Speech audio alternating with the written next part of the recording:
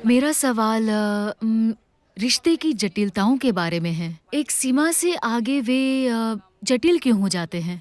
चाहे वह सहेलियों के बीच हो, लड़कों के बीच हो, खासकर एक लड़की और लड़के और पति-पत्नी के बीच का रिश्ता हो। नमस्कारम, मौनी। तो आपको रिश्तों की खटास का अनुभव होने लगा है। निश्चित रूप से हर कोई रिश्तों की मिठास को भी जानता है, मगर काफी सारी खटास भी होती है।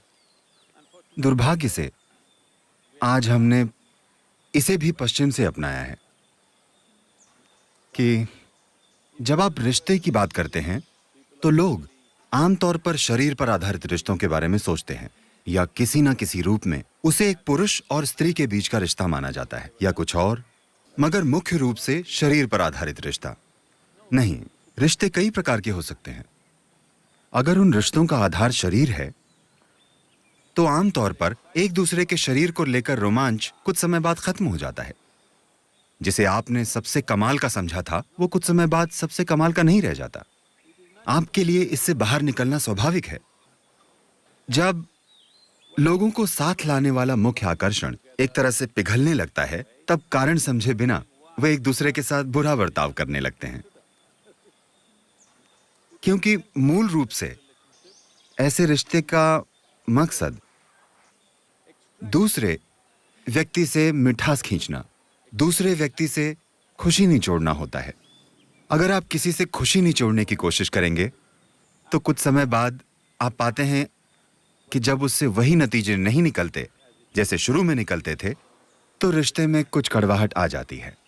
ये जरूरी है। जब आप युवा होते हैं तो कुछ चीजें हो सकती हैं। जैसे जैसे आपकी उम्र बढ़ती है, उम्र बढ़ने से मेरा मतलब है कल से आपकी उम्र थोड़ी सी बढ़ी है। मौनी, मैं ये नहीं कह रहा हूँ कि आप बूढ़ी हैं, मैं बस ये कह रहा हूँ कि कल से आज तक आपकी उम्र थोड़ी और बढ़ गई है। तो आज आपको उन रिश्तों के संदर्भ में सोचना चाहिए जो आपके जीवन में है। जरूरी नहीं कि वे जैविक रिश्ते हों। किसी भी प्रकार का रिश्ता जो आपके जीवन में है, कि क्या वो रिश्ता खुशी की आपकी अभिव्यक्ति पर आधारित है, खुशी निचोड़ने पर नहीं।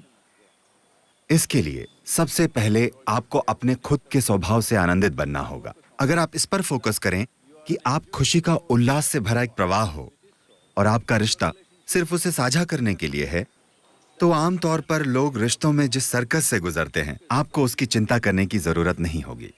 रिश्तों को संभालने का मतलब है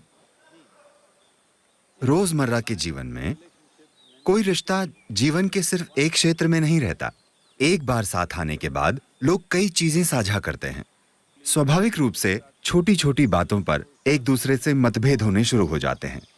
इसके कारण आपके बीच बात बढ़ सकती है, या आप उसे झगड़ा भी कह सकते हैं। Interactions or you can even call them altercations. ये होना ही है। ये सब आप रोज मैनेज नहीं कर सकते। लोगों को लगता है कि वे मैनेज कर लेंगे, मगर कुछ समय बाद आप देखेंगे कि आप मैनेज नहीं कर पाएंगे।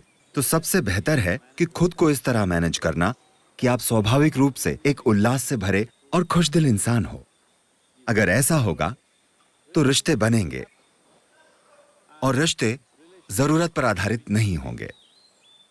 जब रिश्ते जरूरत पर टिके होते हैं तो अपनी जरूरत पूरी न होने पर आप चिड़चिड़े बन जाएंगे, आप शिकायत करना शुरू कर देंगे, और आप कड़वाहट महसूस करने लगेंगे कि जो आपको मिलना चाहिए था वो नहीं मिल रहा है। अगर आप अपने अंदर इस जरूरत को खत्म कर दें और खुशी का एक कुदरती सैलाब बन जाएं, अगर ये एक चीज आप कर सकें, तो हर तरह के लोगों के साथ आपके शानदार रिश्ते हो सकते हैं। चाहे वे जो भी हों, जरूरी नहीं है कि वे आपके जैसे हों। हर तरह के लोगों के साथ आपके बढ़िया रिश्ते हो सकते हैं। मैं कामना करता हूं कि आपके जीवन में सबसे खूबसूरत रिश्ते बने।